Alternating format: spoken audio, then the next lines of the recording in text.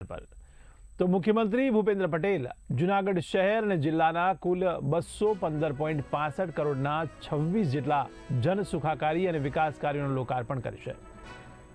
તો લોકાર્પણ તેમજ ખાતમુહૂર્ત પણ કરવામાં આવશે। ત્યારે મુખ્યમંત્રીની ઉપસ્થિતિમાં વિવિધ કાર્યક્રમો પણ યોજાઈ રહ્યા છે।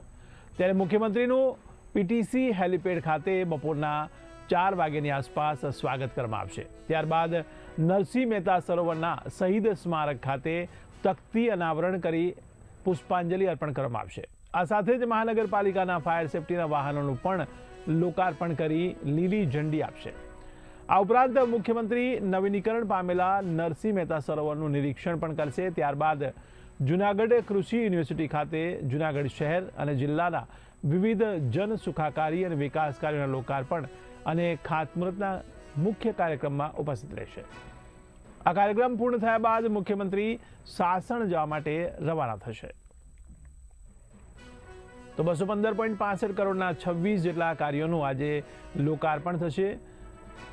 ત્યારે મુખ્યમંત્રી આજે જૂનાગઢના પ્રવાસે જવાના છે, જેને લઈને જૂનાગઢ વાસીઓમાં પણ માહોલ કંઈક અલગ જ જોવા મળી રહ્યો છે। ત્યારે જન સુખાકારી અને વિકાસ કાર્યોના લોકાર્પણ અને ખાતમુહૂર્ત આજે કરવામાં આવશે, જેમાં લગભગ 215.65 કરોડના વિકાસ કાર્યો કરવામાં આવશે। તો મુખ્યમંત્રીની ઉપસ્થિતિમાં વિવિધ કાર્યક્રમો પણ યોજાઈ રહ્યા છે, જેમાં સૌપ્રથમ મુખ્યમંત્રીનું પીટીસી હેલિપેડ ખાતે બપોરના લગભગ 4 વાગે સ્વાગત કરાશે। ત્યારબાદ નરસિંહ મહેતા સરોવરના શહીદ સ્મારક ખાતે તખ્તી અનાવરણ કરવામાં આવશે અને પુષ્પાંજલિ અર્પણનો પણ કાર્યક્રમ યોજાશે। આ સાથે જ મહાનગરપાલિકાના ફાયર સેફટીના વાહનોનું પણ મુખ્યમંત્રીના હસ્તે લોકાર્પણ કરાવશે અને તે લીલી ઝંડી આપીને પ્રસ્થાન કરાવશે। તો નરસિંહ મહેતા સરોવરનું નિરીક્ષણ પણ કરવામાં આવશે। ત્યારબાદ જૂનાગઢ કૃષિ યુનિવર્સિટી ખાતે જૂનાગઢ શહેર અને જિલ્લાના વિવિધ જન સુખાકારી અને વિકાસ કાર્યોના લોકાર્પણ કરાશે। તો આ કાર્યક્રમ પૂર્ણ થયા બાદ મુખ્યમંત્રી સાસણ જવા માટે રવાના થશે।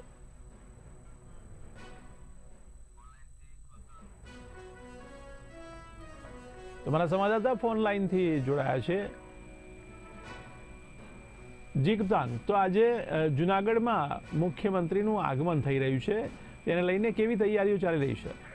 જી જયેશ, જે રીતે જણાવી દઈએ કે ઐતિહાસિક નગરી જૂનાગઢની મુલાકાતે આજે જ્યારે ભૂપેન્દ્ર પટેલ મુખ્યમંત્રી પધારી રહ્યા છે, ત્યારે ખાસ કરીને જો કાર્યક્રમની વાત કરવામાં આવે તો 4 વાગ્યે મુખ્યમંત્રીના આગમન બાદ ઘણા સમયની રાહ બાદ જૂનાગઢના નાગરિકોને નવીનીકરણ થયેલા નરસિંહ મહેતા સરોવરનું લોકાર્પણ કરશે।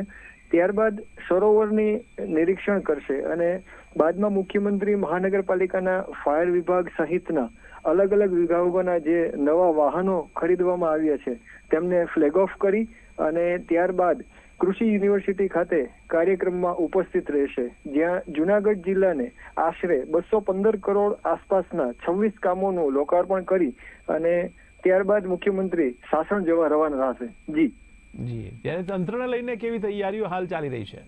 હાલ તંત્રની જો વાત કરવામાં આવે તો તંત્ર દ્વારા નરસિંહ મહેતા સરોવર ખાતે જે રીતે તૈયારીઓને આખરી ઓપ આપવામાં આવી રહ્યો છે, સભા સ્થળે પણ ખાસ કરીને અલગ અલગ રીતે તૈયારીઓને આખરી ઓપ આપવામાં આવી રહ્યો છે। જી સમગ્ર માહિતી બદલ આપનો ખૂબ ખૂબ આભાર। ત્યારે મુખ્યમંત્રી આજે જૂનાગઢના પ્રવાસે જવા માટે જવાના છે, ત્યારે અનેક કાર્યક્રમમાં તે ઉપસ્થિત રહેશે। તો જૂનાગઢ શહેર અને જિલ્લાના વિવિધ જન સુખાકારી કાર્યો અને વિકાસ કાર્યોનું લોકાર્પણ અને ખાતમુહૂર્ત આજે કરવાના છે।